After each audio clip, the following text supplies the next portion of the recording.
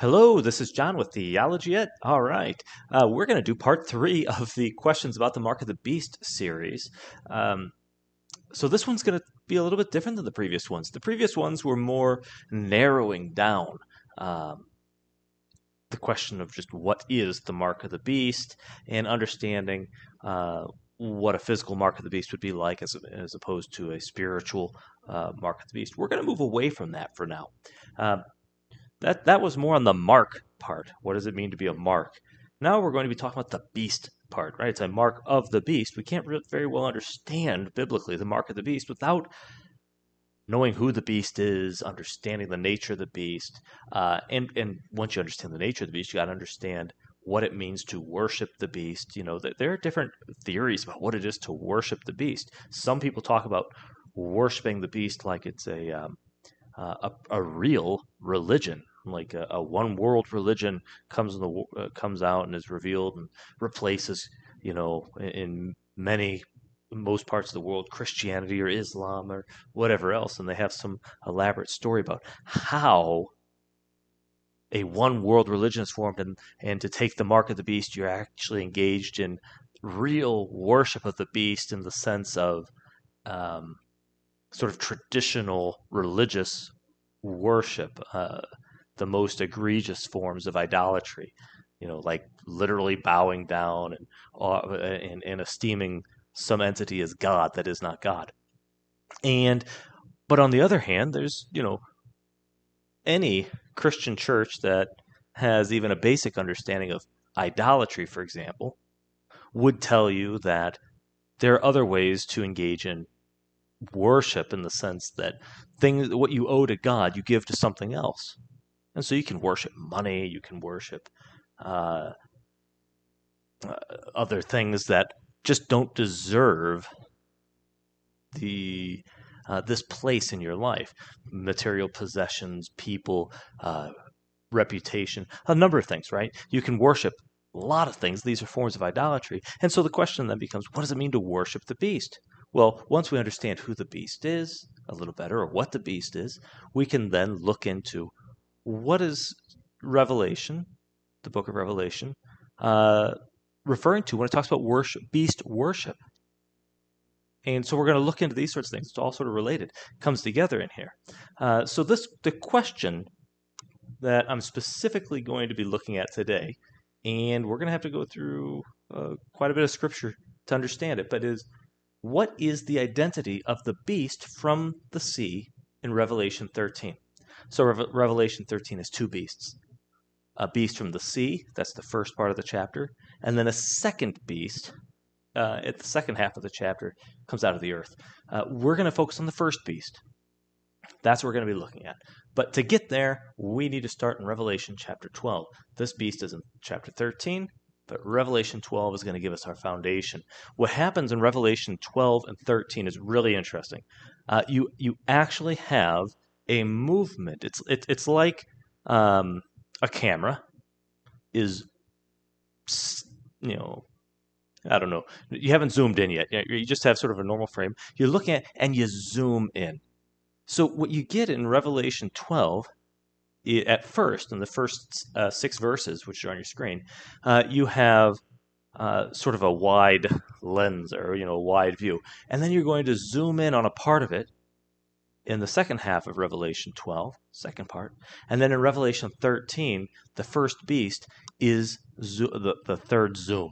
Okay, like if you were to focus on a very specific part of the story. And so we're going to get the same story told 3 times, but with a little bit different emphasis and more details about different parts of this history in these sections. So let's start with Revelation 12, 1 to 6. I'll just read the passage. And there appeared a great wonder in heaven, a woman clothed with the sun and the moon under her feet, and upon her head a crown of 12 stars. And she, being with child, cried, travailing in birth, and pained to be delivered.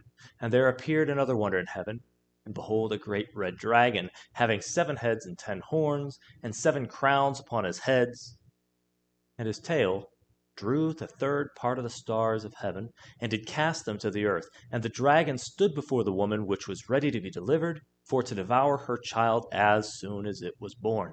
And she brought forth a man child, who was to rule all nations with a rod of iron. And her child was caught up to God and to his throne. And the woman fled into the wilderness, where she hath a place prepared of God, that they should feed her there 1,260 days, or 60 days.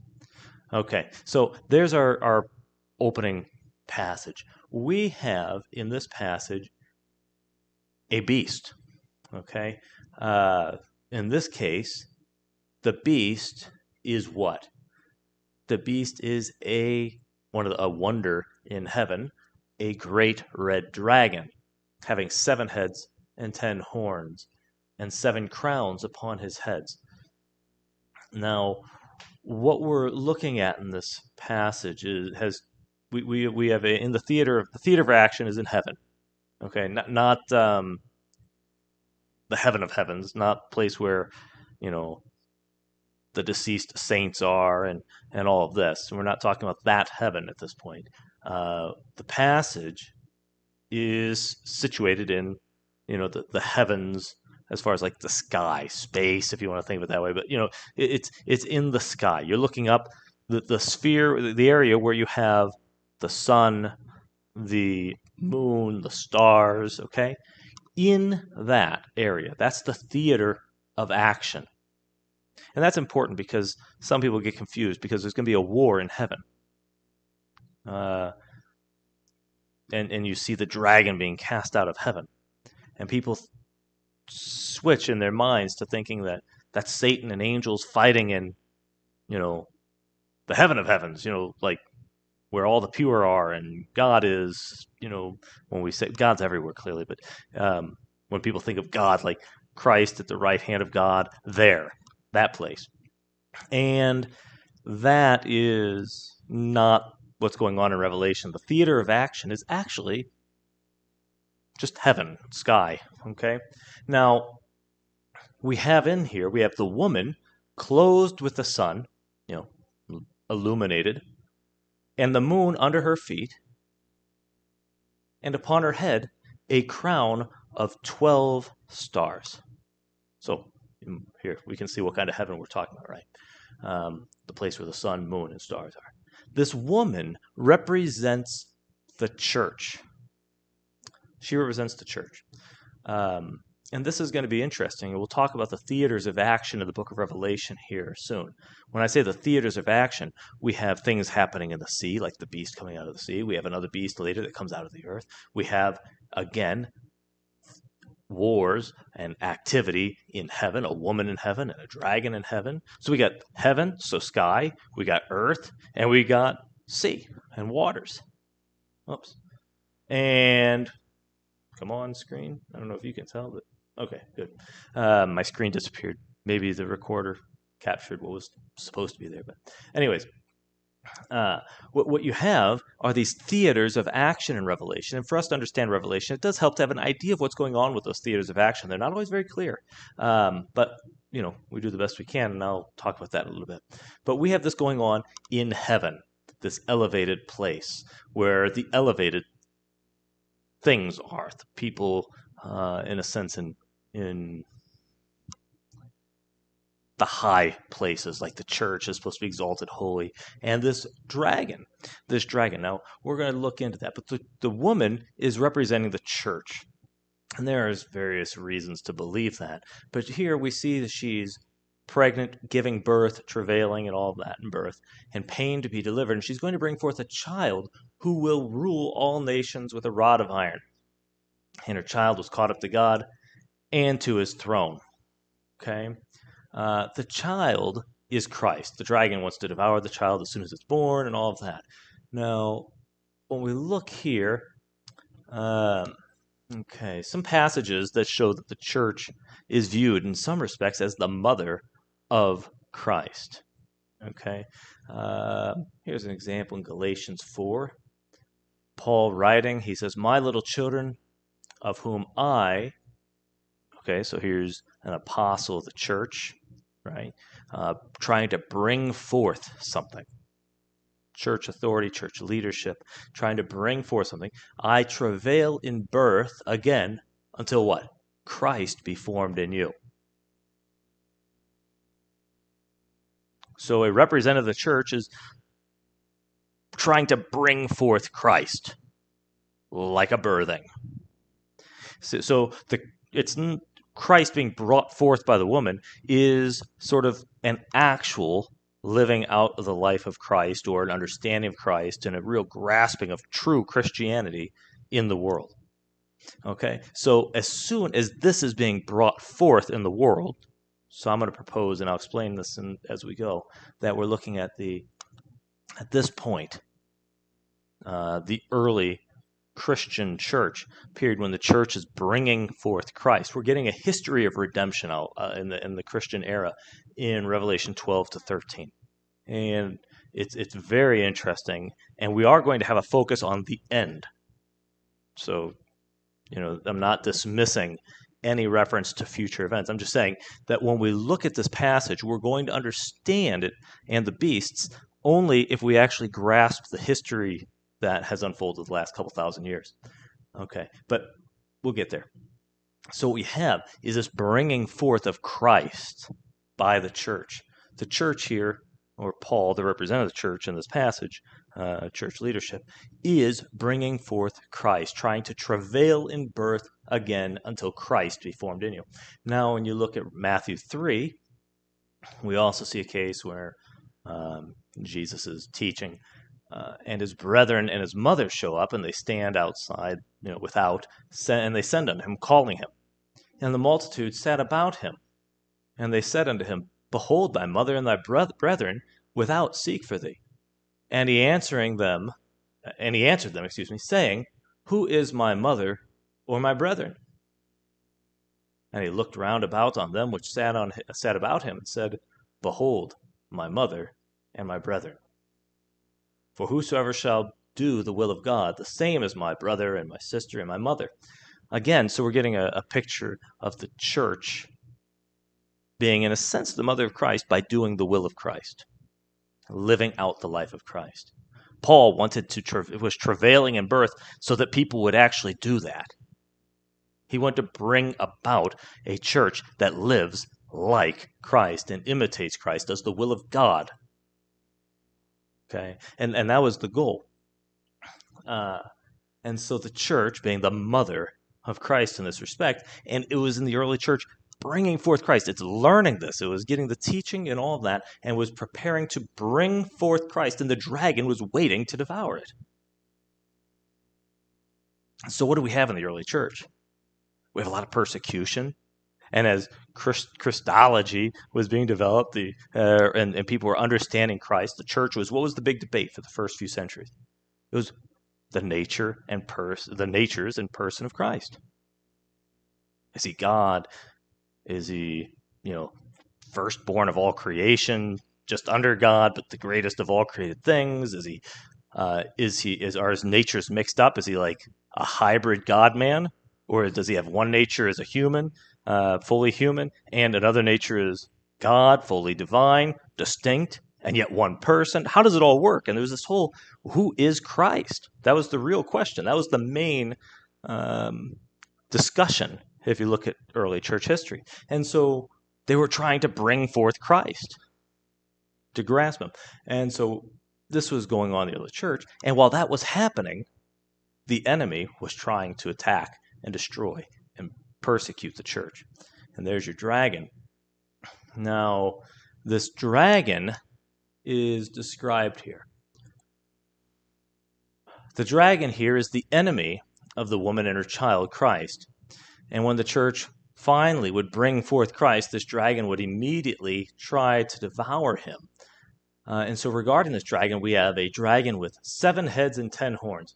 And let's see, I'm skipping to, so the dragon, and there appeared another wonder in heaven, and behold, a great red dragon, having 7 heads and 10 horns and 7 crowns upon his heads. So now we look, and we get some hints here. from Revelation 17. So what are the 7 heads and 10 horns? And here is the mind which hath wisdom. The 7 heads are 7 mountains, or the 7 hills, on which the woman sitteth. Okay, in Revelation 17, we'll talk about that. But that's where the whore of Babylon, the woman, sits on the back of the beast, the 10-horned beast and all that, with 7 heads. And so the woman is sitting on the back of this beast, and the beast here has 7 heads, which are 7 hills or 7 mountains. This is a clear reference in any reader, literally, I think any reader that would have read this in the early church when John wrote it would have been like, Rome, easy, city of 7 hills. Okay, so now we have our 7 hills. Okay, so the 7 hills of Rome.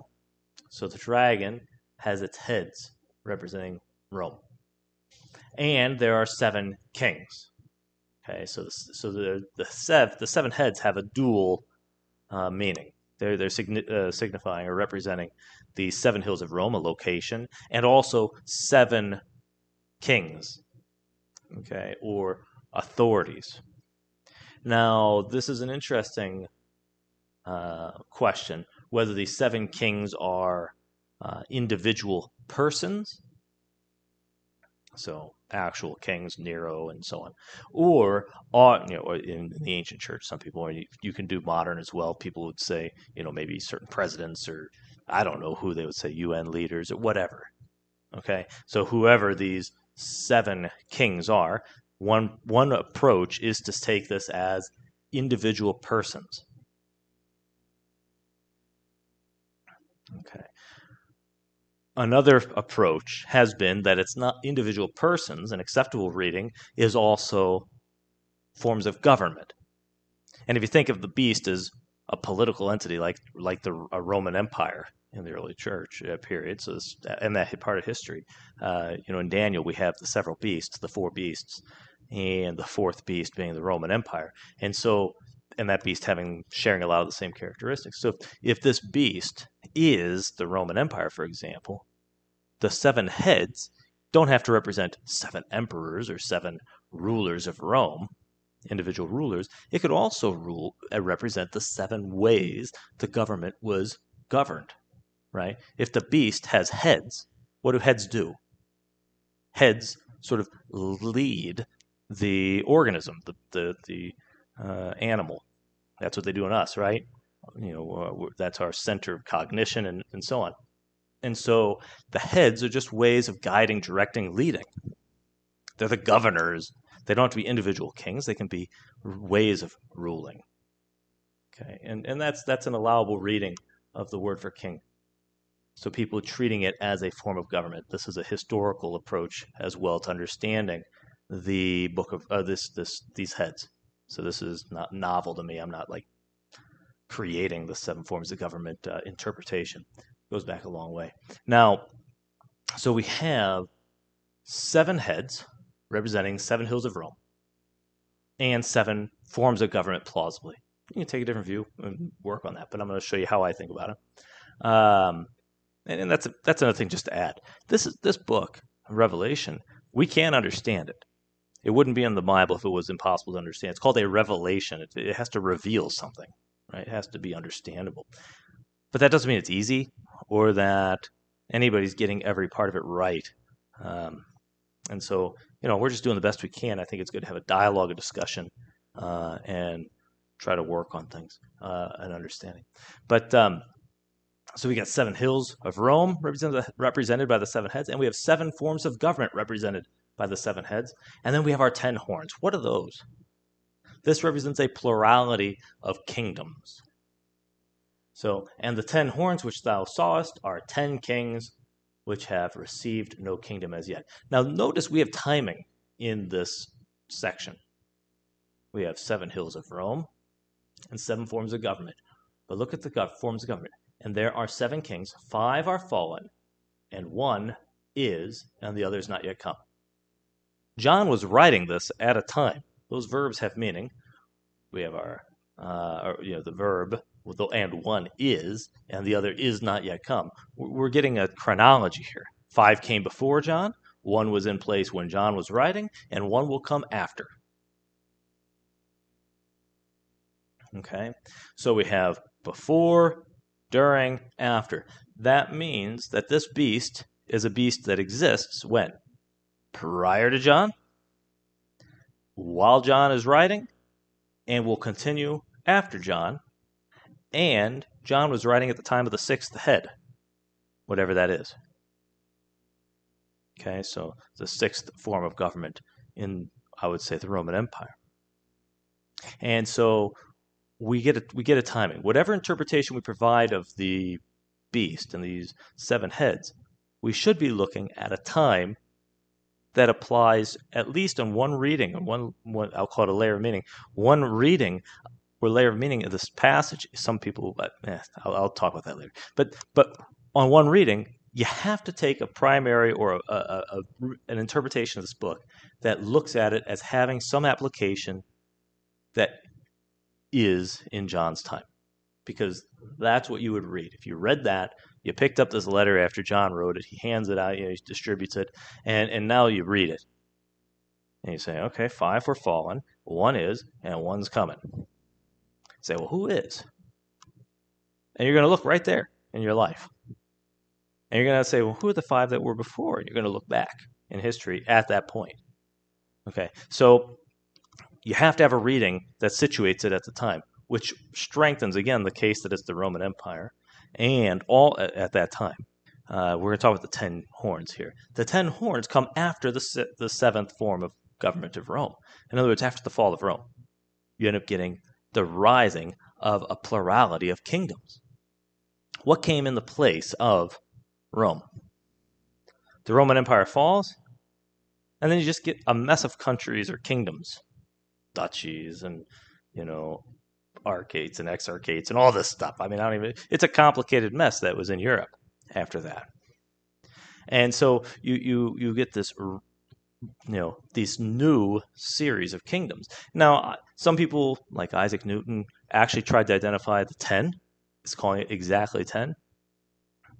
I think it's plausible as well to read 10 as just a number of completion, just a lot of them, and it's all of them. The ones that came after in the place of Rome, that share the identity of Rome, sort of cultural identity, the influence historically of Rome shapes their governments, how they operate, their law, things like that.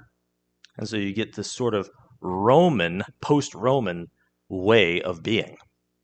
And there's lots of little places and countries that have some sort of affiliation with one another, but they never can really become truly one because they're separate kingdoms. I think that's the idea, more or less. But you get this after the fall of the Roman Empire. And so you have a kingdom situated in the 7 hills of Rome, so Rome, 7 forms of government, and that will be replaced by a continuation culturally of what was before in the Roman Empire, but really a divided mess of countries.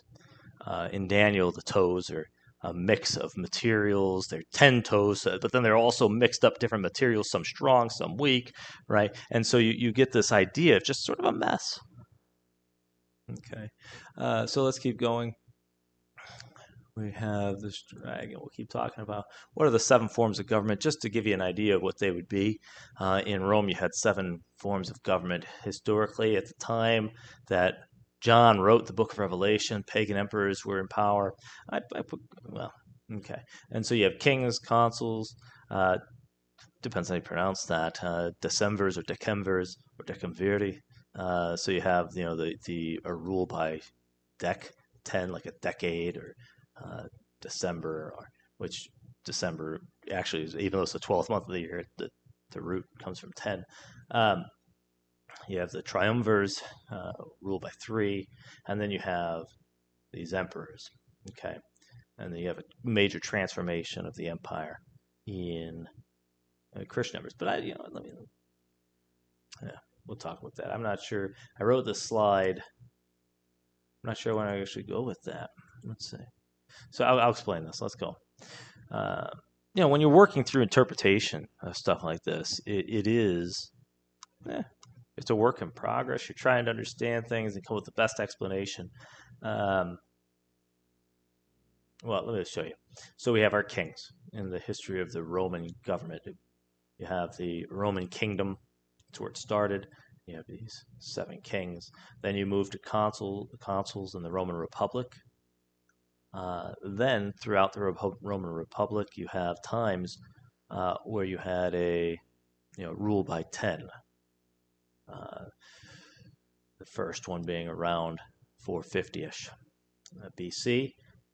You had as well throughout this whole period, during periods of emergency, when you needed fast decision making and so on, you had a rule by dictators, and they would come in and be temporary dictators. In a sense, that's actually what the U.S. was supposed to be doing during periods of war, when you had presidents having this right to make executive orders, so they could act unilaterally more quickly and so on. So you had dictators in Rome, okay, but they were not all the time. This isn't like a continuous line of dictators. The point is, occasionally throughout this whole period, you would have cause for dictators, and you get one. And so here's an example. In the same period, there was a period from 60 to 53 BC when you had a triumvirate: Caesar, Pompey, Crassus. Okay, and so you had a rule by 3. That was the first of those. And then you had here. This is what I actually think is the correct division. When I saw that, I was like, why did I not edit that? Okay, so I'll edit that in just a second for you guys. But you have a single emperor. Okay, so we move from the Roman Republic to the Empire here, and so you get a single emperor, or a principate. Principate, depends how you pronounce it. When you translate from one language to another, or transliterate, sometimes it gets tricky how you pronounce it. And then you have the tetrarchy. So there was a period when you had rule by 4, when the Roman Empire split Western, Eastern, and then the way the power was divided up, and you had these sort of divided rule that was temporary at this point and went back to single emperors. And then later, with the division of the Roman Empire totally, and breakup of the Western Roman Empire, you still had the Byzantine Empire afterwards. But that's not important. The point being, you have the single emperors, and then you have a tetrarchy. And so you can replace this.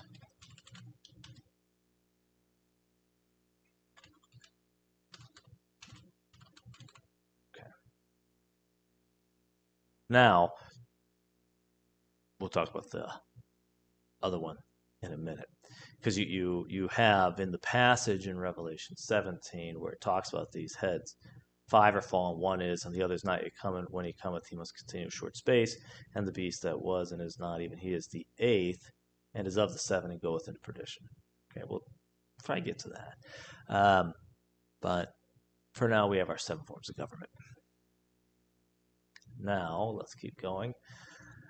Notice that we have this dragon in Revelation 12. Where are the 7 crowns, or where are the crowns? The crowns are on the 7 heads. The authority is in Rome. And this is a strong evidence, in my opinion, that we're looking at the early church here.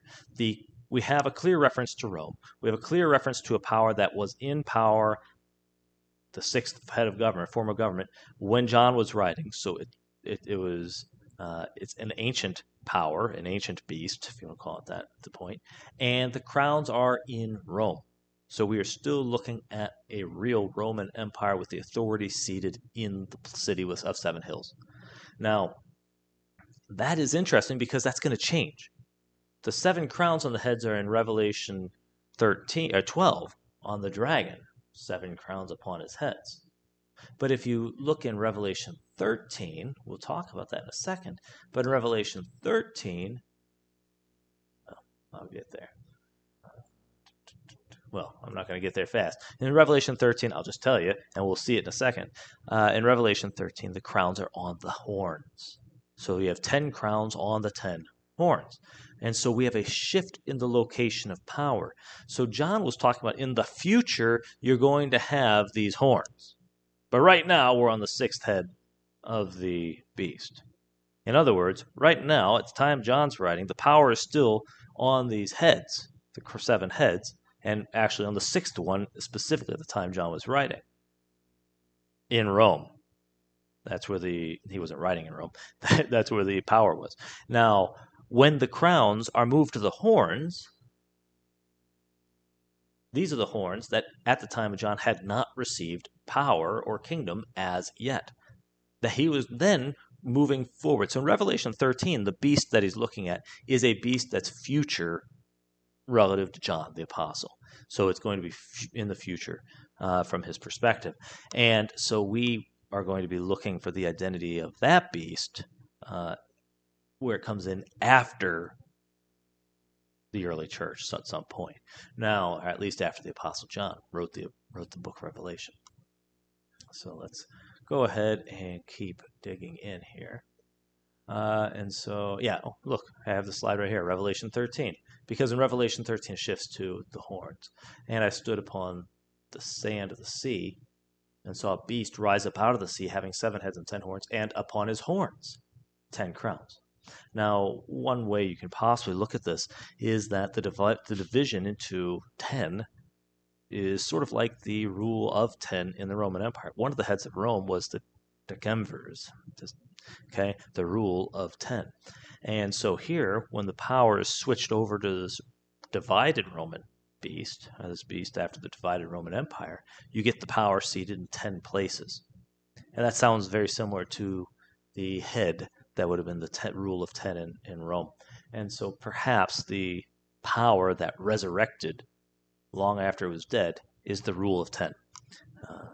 That's, you have the dead head that one wounded in the head and rises or returns. Here, this could be it.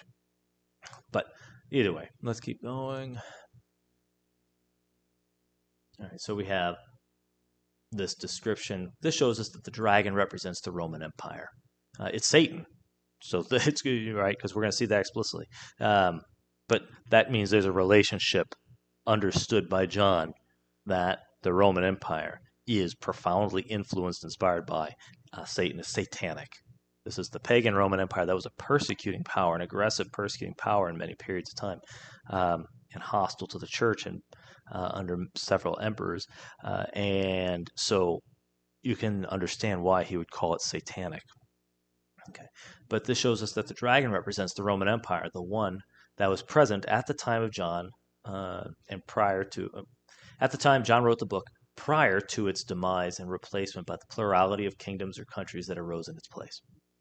So there you have this identity of this dragon. So let's keep going. Now, the first part, let me go ahead and back. I need to backtrack a bit. What slide am I on?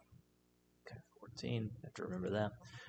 So we're looking at this passage, and there appeared a great wonder in heaven, a woman clothed with the sun and the moon under her feet, and upon her head a crown of 12 stars. So you get this sort of reference to the apostles. Now, as an aside, I'm going to make this comment. Stars, because we're talking about what? Something in the theater of heaven, and it is the church, this woman, clothed in the sun, so the light of Christ, and with the moon under her feet. We can offer interpretations of that. There's different approaches people take. And upon her head a crown of 12 stars. In Revelation 1, stars are quote-unquote angels. Okay, let me pull that up fast. So we appear, verse 20. The mystery of the 7 stars, which thou sawest in my right hand, and the 7 golden candlesticks. The 7 stars are the angels of the 7 churches. Now, the word angels here is angelos in Greek, and it just means messenger. If for people who want to see that Strong's, right? So often in the history of the church, the Christians interpreted this not as angels, as though John was, told to give letters to spiritual beings, but that these are the ministers of the leadership of the church, pastors. So, and he saw the messengers, the preachers. So here, angels you can see in this angelo, and it is a messenger. especially an angel, by implication, a pastor. So it's translated angels because that's where you get the word. It comes from angelos. You can hear the sound of it, right? And so we call them angels. But in this case, you're looking at a messenger or a pastor. And so you have the pastors of the church, which makes a lot more sense. In chapters 2 and 3, and under the angel of the church of Ephesus, right? These things saith he. You're supposed to write to angels, right? What did the apostles do when they wrote letters? They sent them to churches to have the church read them to the people. That's going to pastors. It's not going to, Gabriel and Michael, the archangels, or somebody who are supposed to show up there. And so these angels are representing leadership in the church. So when you go back here and we see the 12 stars, you're looking at leadership. Clearly the 12 apostles, because you're looking at the Christian church now going into the Christian era with the apostles being sort of crown jewels in the Christian church. All right. And she being with child, again, we talked about that being bringing forth Christ in the early church, travailing in birth and pain to be delivered, trying to bring forth this man-child who would rule the nations with a rod of iron. Okay.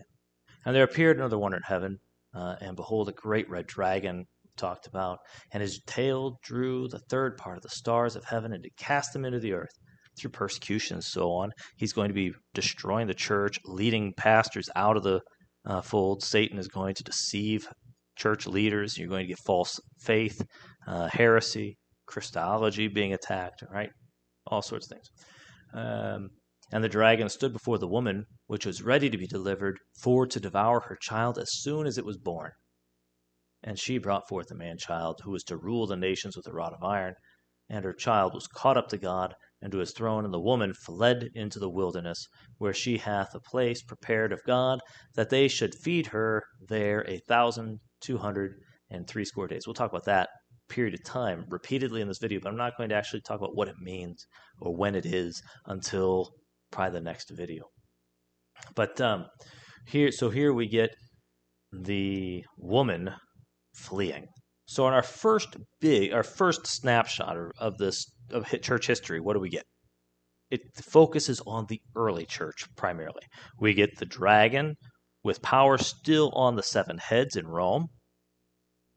The church still in labor trying to bring forth Christ at the beginning. It's like a new thing. Finally brings forth Christ. Rome, Satan through Rome is attacking the church, persecuting, damaging church leadership, influencing leadership in the church and pastors, bringing them down to earth, okay, through heresies, and again, this influence in this period of time. And she brings forth the child, finally, and you have the church having to flee because of persecution after that, because it's not safe. And that's going to be for 1,260 days here. Now, that is really interesting because we're getting a picture of church history, but it moved really fast in this last part. We have an emphasis on the early church, then it moves fast. But we're going to get a close-up of the middle section here in chapter 12, the next part. Let me find where that is. Okay, yeah. Satan thrown down to earth. Revelation 12:7 and following. And there was a war in heaven. Michael and his angels fought against the dragon, and the dragon fought against his angels, and prevailed not. Neither was their place found any more in heaven. And the great dragon was cast out, that old serpent called the devil, and Satan, which deceiveth the whole world. So here we're seeing the dragon being cast out. Now we're getting, in a sense, the fall of the Roman Empire. He was cast out into the earth, and his angels were cast out with him. And I heard a loud voice saying in heaven, Now is come salvation and strength in the kingdom of our God and the power of his Christ, for the accuser of his brethren is cast down, which accused them before our God day and night. And they overcame him by the blood of the Lamb and by the word of their testimony, and they loved not their lives unto the death. Therefore rejoice, ye heavens, and ye that dwell in them. Woe to the inhabitants of the earth and of the sea, for the devil is come down unto you, having great wrath, because he knoweth that he hath but a short time. And when the dragon saw that he was cast unto the earth, he persecuted the woman which brought forth the man-child. And to the woman were given 2 wings of a great eagle, that she might fly into the wilderness, into her place, where she is nourished for a time, and times, and half a time, from the face of the serpent. And the serpent cast out of his mouth water as a flood after the woman, that he might cause her to be carried away of the flood. And the earth helped the woman, and the earth opened her mouth, and swallowed up the flood, which the dragon cast out of his mouth. And the dragon was wroth with the woman, and went to make war with the remnant of her seed, which keep the commandments of God, and have the testimony of Jesus Christ. You see the seed? The seed is what the woman brings forth, right? And what is it? The people of God, the church again. So it's like Christians acting like Christ, which keep the commandments of God and have the testimony of Jesus Christ. So, okay, so now let's dig in. So the dragon is cast out. So now we're going to be looking with a little more focus on what happens in the lead up to this 1,260 days to the woman, and this transition of the dragon from the dragon, Rome, emphasis on Satan-inspired Rome and empire in ancient history, to the 10 horns. Because what? He gets cast out of heaven, and where does he go? Woe to the inhabitants of the earth and of the sea, for the devil is come down unto you, having great wrath. Where does our beast in Revelation 13 come from? We always call him what? The beast that comes from the sea. See? He went down to the sea. He was thrown out of heaven to the earth and the sea, and he's going to have to come back up in a new form, right out of the sea.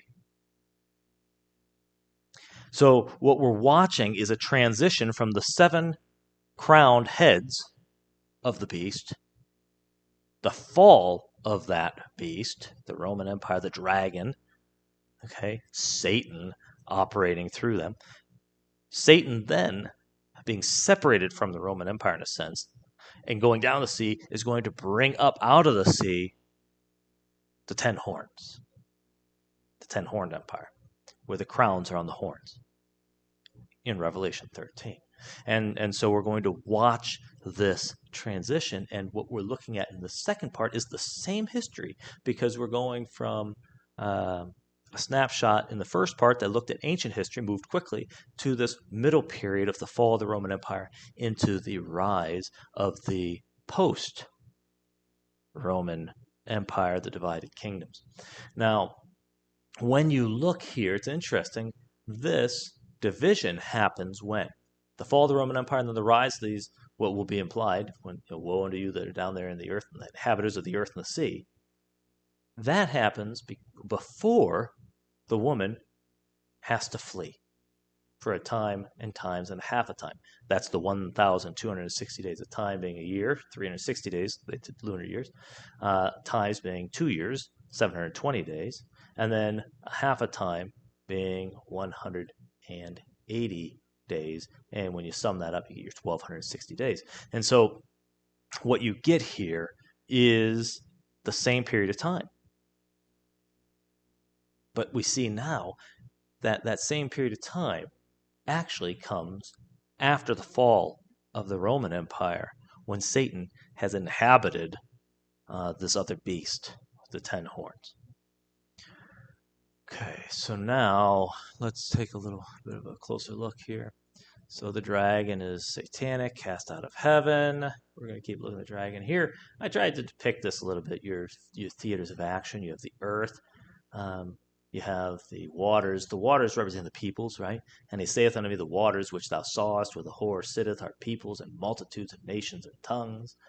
And, in Isaiah, but the wicked are like the troubled sea when it cannot rest, whose waters cast up mire and dirt. After the Roman Empire falls, Satan is thrown down. Woe unto you, inhabitants of the earth and the sea. And then a beast comes out of the sea. Satan is down there. What happens? First off, there's inhabitants of the sea. Woe to you, inhabitants of the sea! You masses of people who are the sea. Satan's come down to you, and he goes down, and out of the mess that was going on after the fall of the Roman Empire, lots of different peoples coming in, invaders, and okay, you have what? Out of that mess rising a new beast. Out of the sea rises a new beast. Out of the mess of wicked, confused, troubled humanity after the fall of the Roman Empire, which caused enormous chaos, comes a new system, and Satan is influencing the whole thing. This is shaped and formed by satanic influence. And so the various kingdoms, the crowns and the 10 horns, are representing Satan occupying this power, coming out of the mess of people after the fall of the Roman Empire and bringing forth this new system, which is really a disorganized system, 10 different kingdoms, or completion of, a plurality of them. Okay, so he's cast out of heaven, the high up place here, and this exalted place related to the church, his influence in the church being great. He is thrown down to the earth and the sea, and he brings up a new beast out of the sea, which is the masses of peoples. Now, the satanic spirit of the Roman Empire, with the fall of the exalted empire, being in heaven, was thrown down to the earth and the sea. We just talked about that. And the dragon drives the woman into the wilderness for a time and times and a half of time. That's the 1,260 days, and he's a persecutor. Okay, so let's keep moving. So you can see the parallels here in Revelation 12:4. This is our first snapshot, in a sense, of the period of his church history. And his tail drew the third part of the stars, of heaven, and he cast them down to the earth. And the dragon stood before the woman, which is ready to be delivered, for to devour her child as soon as it was born. We see that also repeated in a different way with more detail in Revelation 12:7-9. And there was a war in heaven. Michael and his angels fought against the dragon fought against his angels and prevailed not. Neither was there place found any more in heaven, and he was cast out. Okay. So, second, you get, and she brought forth a man-child in verse 5, who was to rule all nations with a rod of iron. Revelation 12:13. And when the dragon saw that he was cast to earth, he persecuted the woman which brought forth the man-child. So now we have the man-child already brought forth, and he's going to persecute. And the woman fled into the wilderness, where she had a place prepared of God, that they should feed her there for 1,260 days, or 1,260 days. And here we get it again in 12:14. And to the woman were given 2 wings of a great eagle, that she might fly into the wilderness. Here's your fleeing. Into her place, there's the place, where she is nourished, prepared of God, that they should feed her for 1,260 days. For 1,260 days. And so you get a parallel. I mean, this is clearly repeating what's going on. We're moving from the early church to actually seeing the fall and what's going to happen, how the key here to understanding the beast that rises out of the sea is we're going to see that the beast comes from the dragon, in a sense, right? The Roman beast is thrown down. Satan is now sort of without an empire he's occupying, goes into the masses of the people and brings forth a new system. And the new system he brings forth is the political power that comes in these divided kingdoms that came from the Roman Empire. Some strong, some weak, some, this mess. He brings that up. That's Satan occupying, in a sense, a new form of government that he's going to use as a persecuting power to make it hard for the genuine Christians. All right, so now we can move to our beast in Revelation 13. We're now finally, 49 minutes in, it looks like, going to be talking about the beast that comes from the sea. And I stood upon the sand of the sea and saw a beast rise up out of the sea, having 7 heads and 10 horns, and upon his horns 10 crowns, and upon his head the name of blasphemy. heads, the name of blasphemy. And the beast which I saw was like unto a leopard, and his feet were like the feet of a bear, and his mouth as the mouth of a lion, and the dragon gave him his power and his seat and his great authority. And I saw one of his heads as it were wounded to death, and his deadly wound was healed. And all the world wondered after the beast. And they worshipped the dragon, which gave power unto the beast, and they worshipped the beast, saying, Who is like unto the beast, and who is able to make war with him? And there was given unto him a mouth, speaking great things and blasphemy, and power was given unto him to continue 42 months. And he opened his mouth in blasphemy against God, to blaspheme his name and his tabernacle, and them that dwell in heaven. Notice they're dwelling in heaven on earth, right? So again, theater of heaven, the church, the Christians are up there in heaven. He's down here on the earth and the sea. Okay, I'm going to keep going. So we're getting our theaters of action. And it was given unto him to make war with the saints and to overcome them that dwell in heaven. Okay, and power was given him over all kindreds and tongues and nations. And all that dwell upon the earth shall worship him, whose names are not written in the book of life of the Lamb slain from the foundation of the world. If any man have an ear, let him hear. He that leadeth into captivity shall go into captivity. He that killeth with the sword must be killed with the sword. Here is the patience and the faith of the saints. Okay, so there is our passage about the beast from the sea. Now, we've already made a lot of progress on who the beast from the sea is by looking at Revelation 12. We started this, we know where we're at in history now. We're at the power of divided kingdoms that come after the fall of the Roman Empire. When Satan was cast down from heaven, in a sense, when the empire was destroyed, he had to go get something else. And what he did is he brought out of the mess of peoples, the wicked are like the troubled sea. He brought out of the sea, what? This divided set of kingdoms, these post-Roman kingdoms and powers and nations that have Roman identity, Roman history, Roman influence, and so on. So let's keep going. Oh, look. So the beast comes after the sea after the Roman Empire falls, and Satan disturbs the seer people. Okay. And we've talked about that. The beast has many of the same characteristics as the dragon, so we're getting the identity, right? The crowns are now on his horns. So just like the dragon had 7 heads and 10 horns, the beast from the sea does. But this time we have a change in where the power is, from crowns on heads to crowns on horns. The beast shares characteristics from the prior 4 beasts. Okay, you have 4 beasts that went before this beast, the divided kingdoms. You had the Babylonian Empire, the Medo-Persian, the Hellenistic, and the Roman in Daniel. Now those beasts share these characteristics. Here we see in Revelation 13:2, this beast is like a leopard, bear, lion, dragon. And when we look at Daniel, we have the first beast, being the Babylonian, like a lion. The second beast, the Medo-Persian, like a bear. We have the Hellenistic, represented as a leopard. Here's your leopard.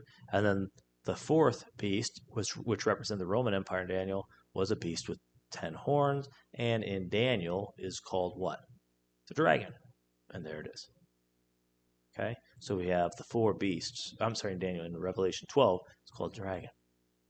And so we get this 4th beast as a dragon in Revelation 12.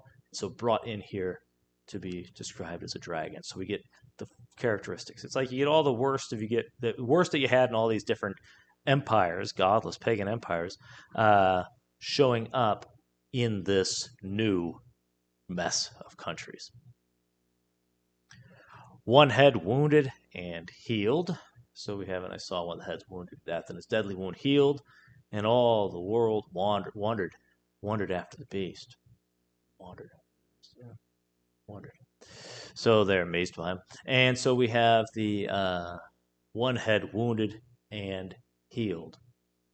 I think probably the heads representing types of power, and now this beast being described with crowns and the 10 horns being all divided up like a mess. I think what we're looking at is a period of time when you have a loose identity or loose affiliation of various nations that have sort of Western influence of Rome in the West. So, I mean, even today we have like NATO, right? Which is they're sort of linked together, but they're all broken up still. These various nations, and I still feel the influence of the Roman Empire shaping their politics, shaping their law, their systems of government, and so on. And so we have that. And so my guess is that that's the Decemvirs or Decemvirs. Okay. The dragon gives him his authority, and those who give power to the beast are implicitly worshiping the dragon. Now, here we have the dragon is, remember, Satan. We get that in Revelation 12. It's representing the Roman Empire when the crowns are on his 7 heads. But when that's not the case, when those crowns are gone, the dragon still is Satan. They were thinking of the Roman Empire a lot like, I guess, you hear some of the people in the Middle East calling the United States the Great Satan, right? You're looking at the Roman Empire like Satan at that time, just trying actively to put down the rise of Christianity in the world right as it's starting. And so the dragon is Satan, but when the power was taken from him, and he didn't have the crowns in Rome anymore, the 7 hills, he goes and he brings up something else. The dragon is Satan functioning. So here we have, and the dragon gave him his power and a seat and great authority, and they worshipped the dragon, Satan, who gave power unto the beast, the people that give power to the beast, these governments. Okay, this unified attempt to sort of unify this loosely unified different countries. Okay, so maybe the Holy Roman Empire for a while, then you have NATO and things like that. Now you've always had this attempt to keep everybody sort of together in Europe and EU, right? So you have and they worship the dragon who gave power to the beast, and they worship the beast, saying, "Who is like unto the beast? Who is able to make war with him?" This is something that's interesting. When people ask, "What's the nature of the worship? Is it a religion?" No, these are countries, and look how it's described. Who worships Satan? The people who give power to the beast. How are they worshiping the beast and giving power to him? Who is like unto the beast? Who is able to make war with him? It's like they're patriotic. Nobody's like our country. Nobody is as great as the Western powers. These are flag flyers. People who admire and love and think it's great, America, Europe, that's the place to be, the greatest countries, the first world, beautiful, wonderful places, and we love them, and we support them, and, nobody's going to bring them down. They're the, what is it? You have all sorts of metaphors and ways of describing it that are, supposed to sort of praise and exalt it, that is a form of worshiping the beast. The beast worshippers are people that keep the system propped up and just can't believe that it's bad, right? And they won't resist in a sense, right? Who's able to make war with them? We're not going to take away power from him or try to diminish his power. Who's going to fight back? Okay, let's keep going.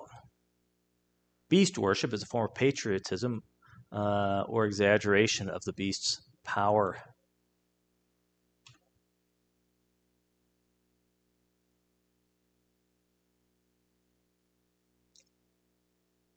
Okay, and there was given unto him a mouth.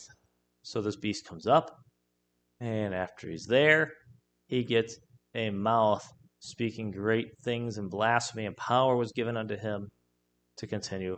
This is 42 months. Now it's another way of doing, getting our 1,260 days. So we have the 1,260 days again. So we get the lead up and ultimately the focus on the 1,260 days. So we look at the 2 snapshots in Revelation 12. One is focusing on the early church and the division, early church period, Roman Empire with the early church.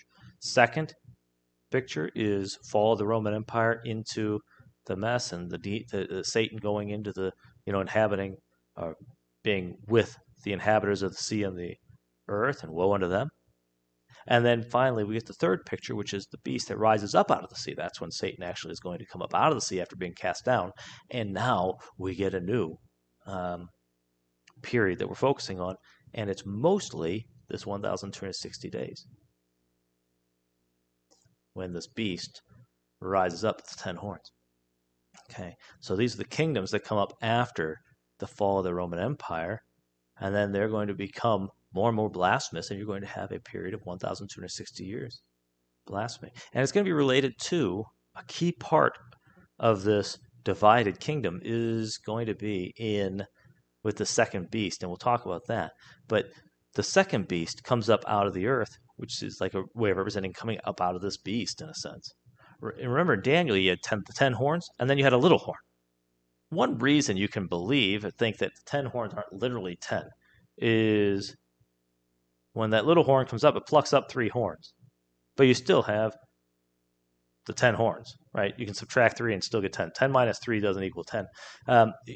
It just means the complete number. Like it's just a large number of divided of kingdoms. But what you end up with is the little horn comes up, and that's the one that speaks great blasphemies in Daniel. And it's there for 1,260 days. And I'll talk about that in future video. But the point is, out of this, you're going to get a period that's going to be defined as 1,260 days, more by that movement when the blasphemy begins. Okay, so this exaggerated form of blasphemy. And so here's your 42 months again, and so now you get this comparison, right? So you get 1,260 days, 1,260 days, and first snapshot, first part of 12, chapter 12, second part of chapter 12, and of course we just saw it in 13. Okay, the beast is given power to make war with the saints and overcome them. So it's a persecuting power. Also, power over all kindreds, tongues, and nations. And there's this very powerful beast. It has basically a global influence and power. It affects people all over the place. We can see that, I think, still to this day, the Western powers being a nuisance to the entire planet, and being, horrible. And frankly, when they call him the Great Satan, they're not wrong, right? Because isn't that what we just read in Revelation 13? Satan comes down, occupies those powers, and brings them up. And to this day, we have these sort of unified, loosely unified nations that are very powerful, and people think, who can make war with them? They are the world leaders. And, yeah, they are. Given the power does come from Satan, and those who are, super loyal to this beast, patriots and so on, are worshiping the beast and Satan. And they worshipped the dragon, which gave power to the beast, and they worshipped the beast, saying, who is like the beast and who is able to make war with him? And then we continue, the beast is worshipped by all that dwell upon the earth who are not in the book of life. It's an interesting thing that godless patriotism is actually inconsistent with real Christianity. Godless forms of patriotism. There are godly forms of patriotism, desiring the best for a nation in the sense of desiring it to repent of its sins and turn to Christ, and for the people to glorify God and do good and put down weapons of war and find ways to actually show love and use influence and power for good rather than evil. That's a good form of patriotism, but that form of patriotism is going to make you resist and oppose what currently exists. All right. And then we get to, and despite the beast's boasts and the world's admiration, justice will be served against this beast. And this is the patience and faith and hope of the saints. So here we wrap up. If any man have an ear, let him hear. He that leadeth into captivity shall go into captivity. He that killeth with the sword must be killed with the sword. And that's how it's going to end. Okay, the beast is going down. And here is the patience and the faith of the saints. Why is that the patience and the faith of the saints? Because this beast has been involved in various persecutions for centuries, for a long time. Okay, we'll talk about the 1260 days. uh, I think it actually is possibly more than one application. Okay, and so centuries can't apply if it's actually only 1,260 24-hour periods. But there is a very strong and compelling reason to believe that there's a right interpretation of it as well, where it's a day is a year. I'll talk about it. But either way, point being, this beast has been a tormentor of Christians. Its policies, even to this day, right now, this beast is setting up policies that are putting Christians in a situation where they can't get jobs in some cases because of the bioweapon, of the therapy. Okay, and so what are we getting? We have an enemy here, a government set of governments that are out there to harm you, and the patience and the faith of the saints is that which keeps them going. This will end, and there will be justice served, and the enemy that is out to harm us will, in God's providence, be taken out in this way, in a way that fits his crimes. All right, so that is, when we look at all the stuff that's happening in the world and we see all the horrible things, that's necessary to get rid of the beast, to bring down such an established system of godless government and influence over the whole world. And so, while it may be hard in some respects and scary in some respects, it's also the thing that should give us encouragement that, you know what? We're close to this ending. The injustice, the immorality, the terrible cruelty, the godless wars, the shedding of blood on all continents, basically. Okay, you're so much is the responsibility of the godless conduct of the governments and the beast system. Okay, these various political powers, and so this is. This time we're living in is a difficult time in some respects. It's a little scary, clearly, and we don't want to diminish the suffering that's happening and will be happening.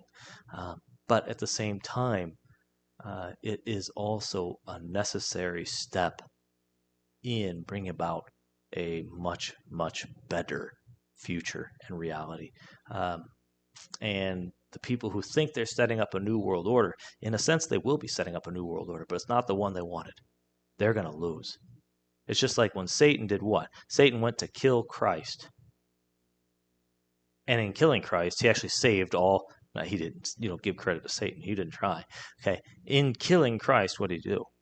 He brought about salvation to those who are in Christ. Same thing here. When Satan is right now going to try to take out the existing world order and build a new world order, his world order. But in destroying this world order and trying to establish a new world order, he's going to be stunned when the new world order is a Christian one. He won't be stunned. He knows what's coming. He can't avoid the inevitable. He knows what Scripture says. But the point is, his act here is self-destructive. What they're doing is destroying themselves. It's going to hurt a lot of people along the way, but they're the ones basically committing suicide. And we end up winning in Christ. Okay, God takes care of that, and we'll see mass conversions and so on. But we'll get to that stuff as we go. So, like, subscribe, share. I think I've said everything I need to say. I guess that beast is, which beast? The beast out of the sea is basically the powers that we see in the world that have that came up out of and share some identity with culturally, institutionally, politically, with this post-Roman Empire political situation that came out of Europe.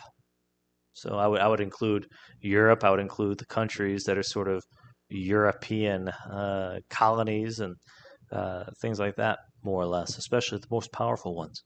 So when you look at NATO, I think of NATO basically. So you think of North America and the European powers that are involved in all these wars all the time. I view them as basically being this beast. All right. Like, subscribe, share. Thanks for watching. And, let me know what you think in the comments. I'm sure there are things I can improve, and you'll help me along. Blessings.